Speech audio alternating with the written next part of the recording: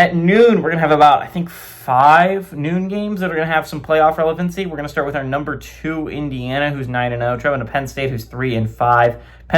Indiana favored by 14.5 points on Fox. I do not remember the last time Indiana went on the road to Penn State and was favored. Probably never. Mendoza is 162 at 224, throwing for 2,124 yards, 25 touchdowns, 4 interceptions. Kalen Black said 96 carries for 619 yards and 4 touchdowns. And Omar Cooper Jr. said 46 catches for 669 yards and 8 touchdowns. Drew Aller for the Nittany Lions gone 103 of 159, thrown for 1,100 yards, 8 touchdowns, 3 interceptions. Yes, I know he's hurt and he's no longer their passer, but he is still their leading passer. So Katron Allen has had 119 carries for 688 yards and 10 touchdowns. And Devontae Ross had 23 catches for 281 yards and 3 touchdowns. Penn State is 25-2 against the Hoosiers all time.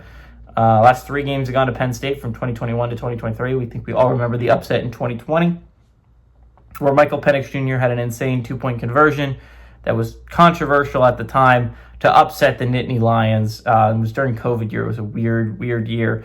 Penn State is 13-0 at home against the Hoosiers. They do not lose to the Hoosiers at home, which is what makes this game kind of interesting, right? The Hoosiers, despite being the much better team, like statistically, this is, I think, the team that's going to be I think they have statistically the best resume in college football right now. Now, it's not substantially. I think Ohio State was only like 3.5 games adjusted games back against the Hoosiers, and the Hoosiers play 3 games left.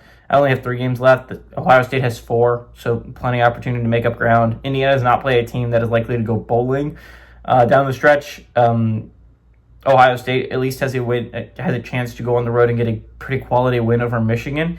So again, I think this changes. I think Indiana right now has the best resume. I don't think that is going to be that way at the end of the year, as long as Ohio State doesn't lose to Michigan again.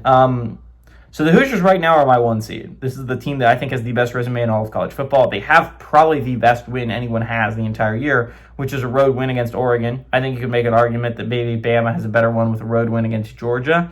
But again, Alabama's loss to Florida State drags them down, where Indiana does not have a loss of that caliber, or any loss, period. And I don't think they pick it up here.